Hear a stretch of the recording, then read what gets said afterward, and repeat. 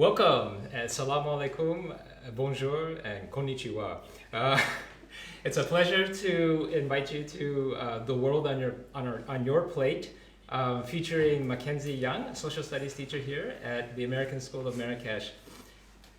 We are so fortunate to have a very active parent-teacher organization, or PTO, here at ASM. So many activities bring our community together, but in particular, food. They say that a family that eats together stays together. And it's so nice to be able to join in the community here at ASM with parents, with students, with teachers, and administrators here to gather to learn how to cook sukiyaki with Mackenzie Young. So before we begin, I do want to say just a special word to our PTO. It's led by Mrs. Jad Kadiri, who has, over the past 2 years, really taken the PTO to new heights and include new activities such as master classes, MasterChef, all sorts of different things. And so I'd like to introduce you to her today. Thank you so much to the PTO and for her leadership, Mrs. Kadiri's leadership of the PTO.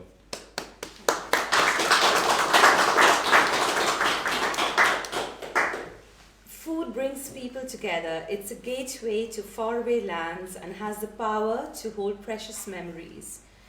Cooking can be a study of culture and showcase global diversity.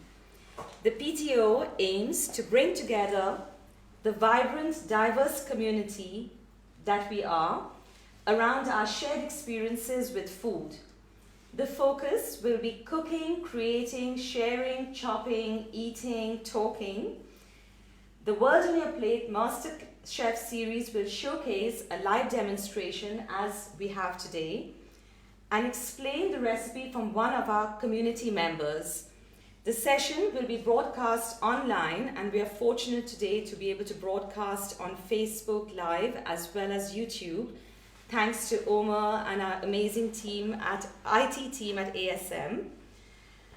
The demonstrations will be compiled along with submissions from the entire ASM community, resulting in a PTO cookbook, We Are Family.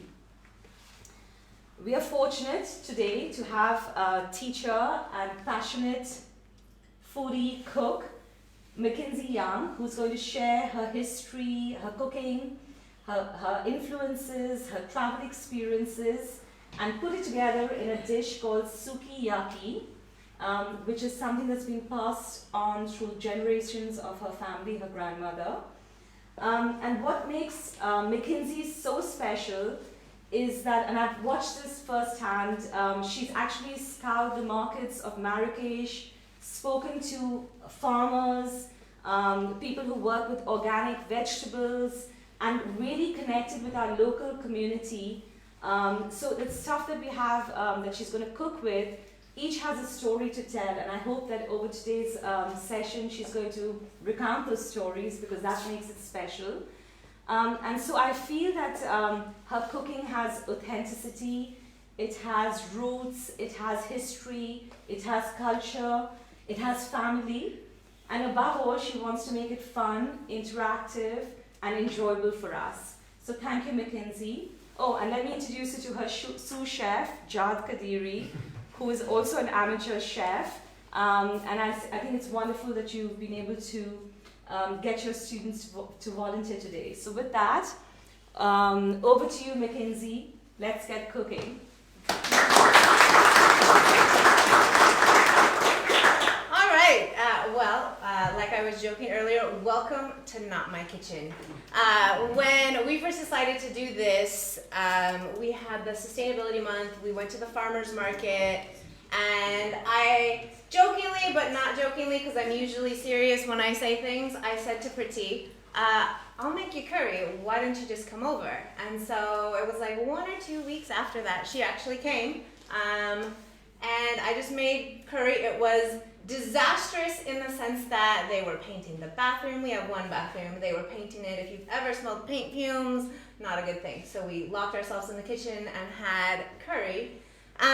But cooking is, so those of you, there's been several people who have said, I love sukiyaki. It's one of my favorite dishes. Well, this is my version, right? My family's version. It is in Japanese phonetics pronounced sukiyaki, but we always call it sukiyaki because often the U and the SU gets dropped, the U sound gets dropped. So I decided in honor of like sustainable, this kimono top was something that I bought in Tokyo in Harajuku. It's upcycled old vintage kimonos. Not necessarily, I was prepping some things earlier, not the smartest idea when I'm trying to cook something, so I might like tuck it in a little. But I was trying to be all, ready for this event. So this is something that my grandma always makes when we get together for family dinners. So the first thing I'm gonna do, I did this ahead of time because we don't necessarily have room or camera angles for the sink, but one of the really important things is washing the rice. My great aunt in Osaka, she puts the rice in a colander and scrubs it against the colander until the water runs clear and it almost kind of granulates a little. And I was thinking, oh, no big deal. I've done this a million times. It doesn't make that much of a difference, but it does. The rice texture is super fluffy and different. But now I'm going to think that I'm not going to be able to open it. Oh, maybe I am. But we need to soak the shiitake mushrooms. One of the things in Taiwan, so I lived in Taiwan prior to this, and they have lots of mushrooms, but these mushrooms are difficult to find here, so they're all dried. And, feel free to ask questions and watch things not open, because that's gonna happen. You open this? Sous-chef. So we'll soak the shiitakes. The rice has been soaking. One of the tricks is you let the rice soak for at least 20 minutes to a half an hour before you actually start it. I'm fortunate enough to have a rice cooker here. Oh, thank you, Jad. I have a rice cooker here because not that I don't know how to make it in a pot, it just set it and go, right? It's easy. Anyway, so I'm gonna put the shiitake mushrooms, in the bowl. Woo! I always joked with the students, one of the questions they asked me one year was if I wasn't a teacher, what would be my dream job? And I made the joke that I was going to have my own TV cooking show and I was going to call it Some Like It Hot, But I Like It Spicy. But then that got really suggestive because I teach teenagers, and so we decided that that was a bad idea. But I think people often gather around food, and so we are going to make a salad, and then I'll start cooking the sukiyaki. It's one of the easiest things. I said to Pretty, yeah, no big deal, let's do it. My kitchen holds 5 people, so let's do it at my house. And she says, no, we gotta have the community, so here we are in not my kitchen. But I'm gonna have my lovely sous chefs.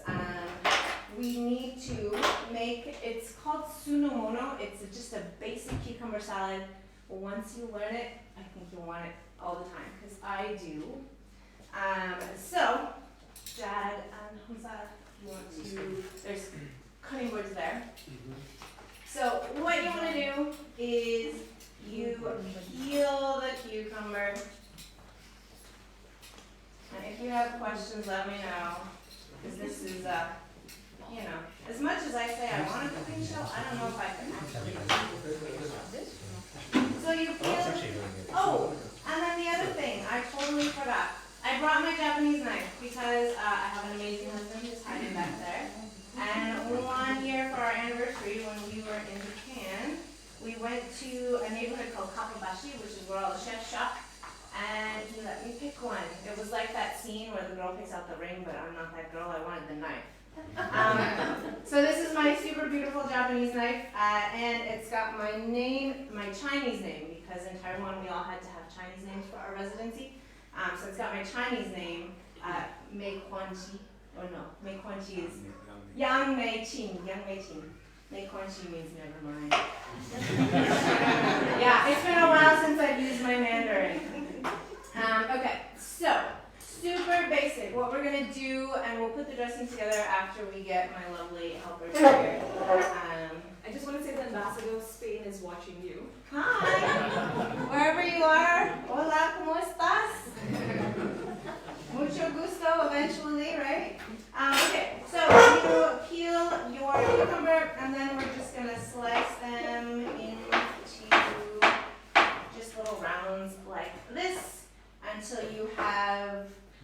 amount, right? Because we all want to taste. So you've got some chopping to do. Thank you, Hamza. Go ahead, Jad. You can use that cutting board there.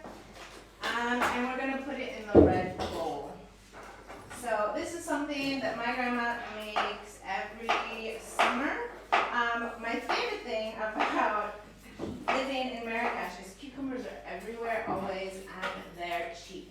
So this is something that I make all the time, and it's pretty healthy. There's not a lot that goes into the ingredients. You can add a little bit of onion if you want, but usually it's just cucumber and some vinegar.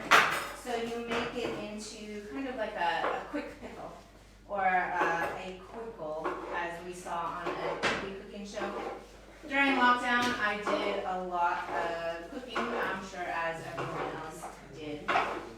So it's just something comforting. It reminds me of home. Now that my grandmother's older, she lives with my parents in the summertime, and it's something always in the fridge that my dad eats. And my mom will be like, "What happened to the salad?" And my dad will be like, "Oh, were we supposed to say that? Because I ate it all." But it's good. It's super simple. So the dressing is pretty easy ingredients, and I'm going to give you the not so complicated version, but also the widely available in Marrakesh version.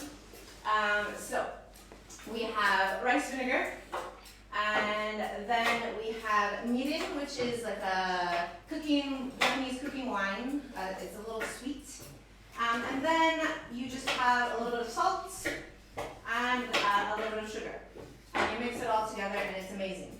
If you're lazy, and often when we're cooking and we want to eat something, we're lazy, because I totally am. You can buy, I've seen it in the Carrefour, I've seen it at the Marjan. They have, because Marrakesh is, I think, slightly obsessed with the idea of sushi.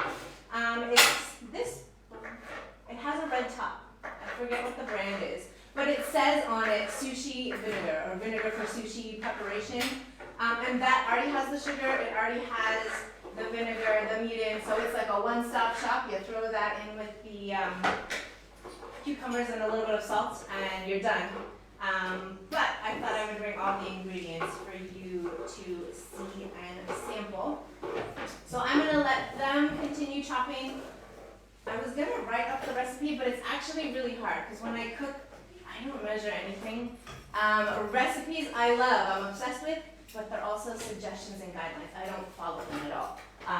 So when we published the recipe for this dish, I looked at a lot of different versions. There's a woman on YouTube and Instagram called, her handle is Just One Cookbook. Lots of Japanese recipes, so I used kind of her breakdown of the different ingredients for the sauce of the shiitake as a guideline, because I was saying to Pritzi, well, I don't know, I just do it till it tastes right, and then when it tastes right, I know I'm done adding ingredients. But in a cookbook that doesn't really work. So we will do that.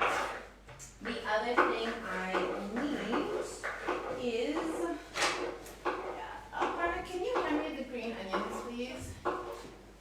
This is my other assistant, Aparna. All of it? Yes, all of them, please. Thank you.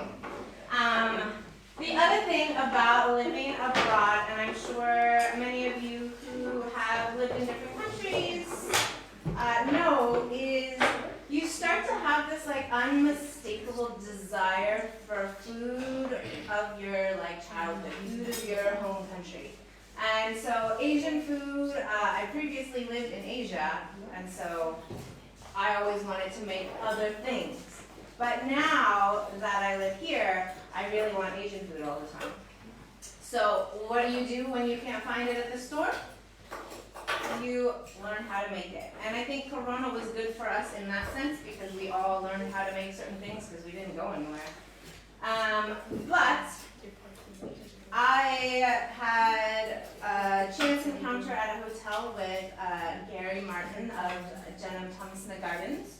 And he has a farmer's market at Garden Margarel every Saturday. And he's got great produce, and he grows a lot of Asian vegetables. So a lot of the things we're going to cook today, I saw him this morning. So there's this beautiful bok choy.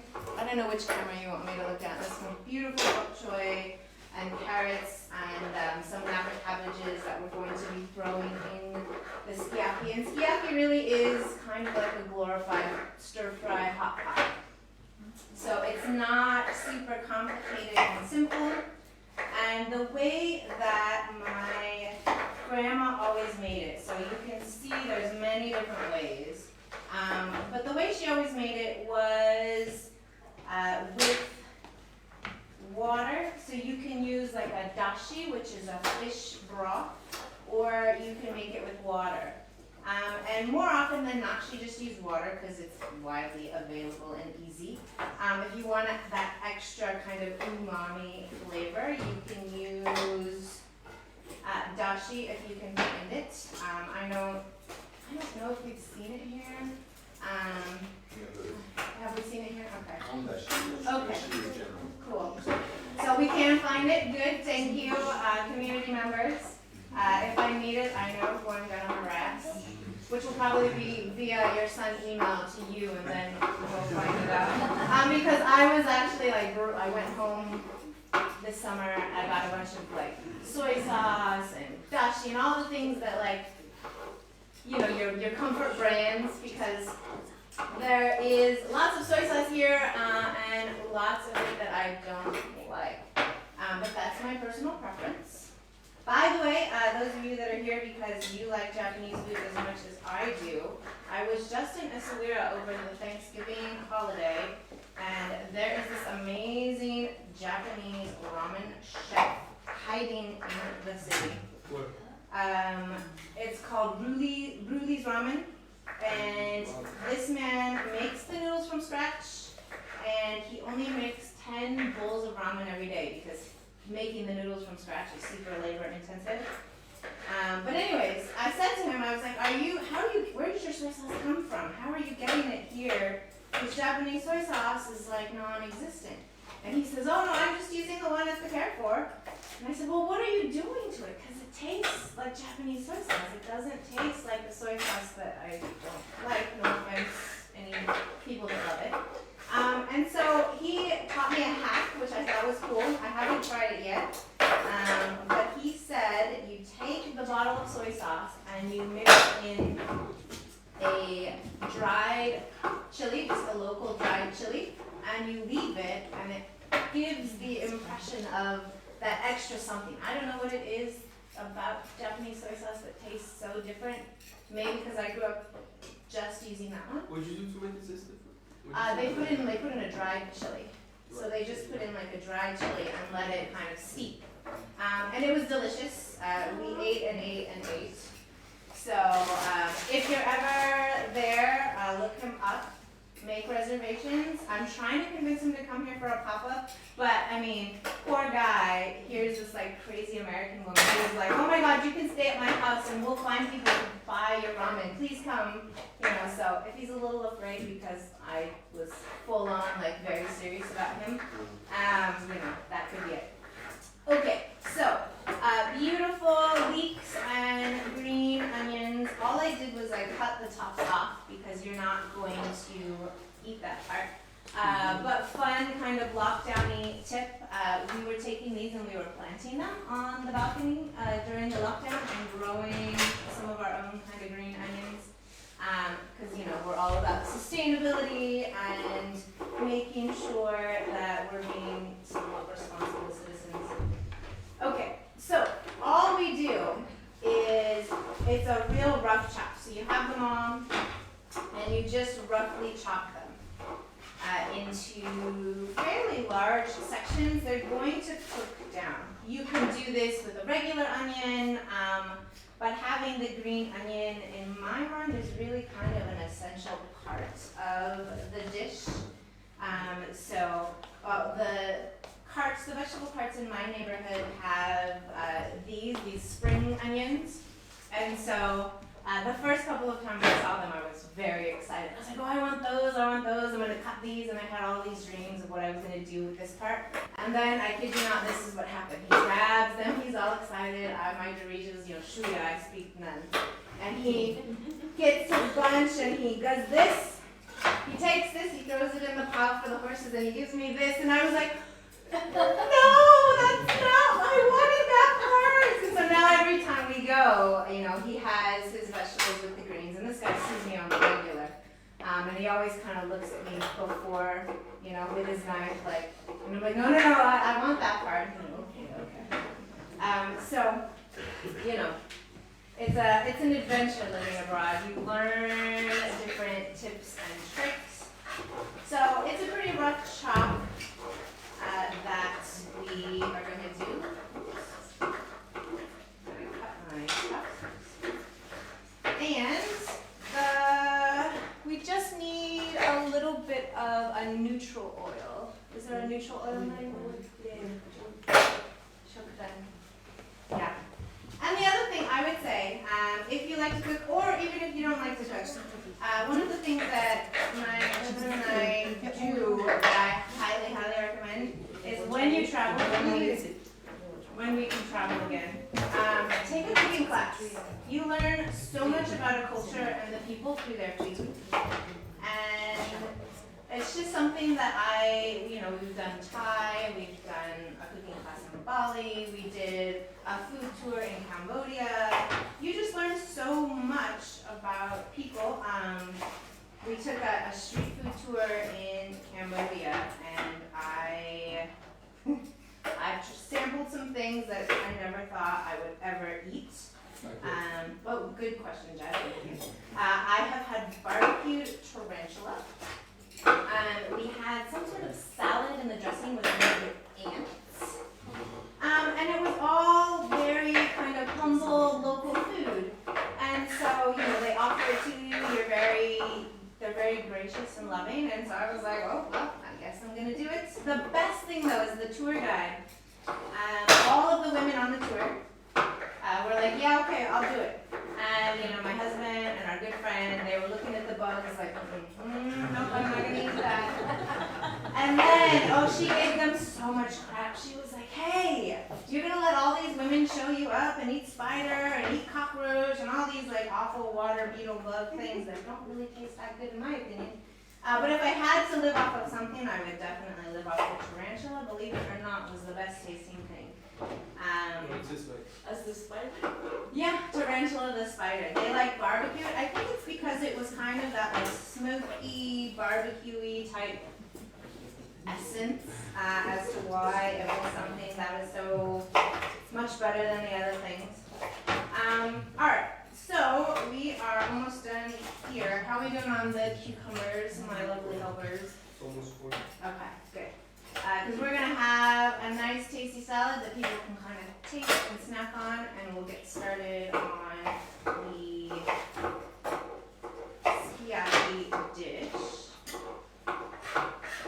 But we can walk through the dressing as soon as you guys are ready. So just let me know when we're ready there. And the other thing, so I was doing a little bit of research because I wanted to know what I was talking about, because when we cook, we know what we do, but we don't necessarily know all the like historical things. And I'm not going to bore you with history because it's not school.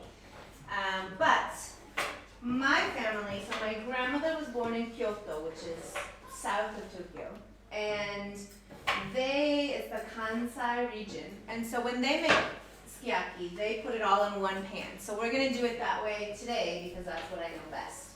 However, I do lovely veggie-friendly folks here, so I'm going to be veggie-friendly for you. I've got 2 pans. Apparently, fun fact, in Tokyo, they separate. So they put the meat in one pan and the veggies in another pan. So I'm going to do it both ways because we've got lots of burners and lots of helpers. And so everybody should at least get to taste something. Whether it's the veggies, the meat, both if you're so inclined. So it should be good. The other thing I cannot find, so community members, Marakshi, please help. One of the ingredients I could not find, I went to all of the places I thought I could find it, is Shirataki Noodles. So they're noodles made with yam.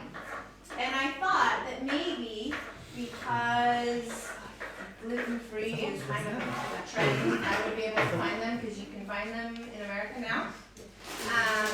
But I've read that we can sub the vermicelli. Hello, welcome. The level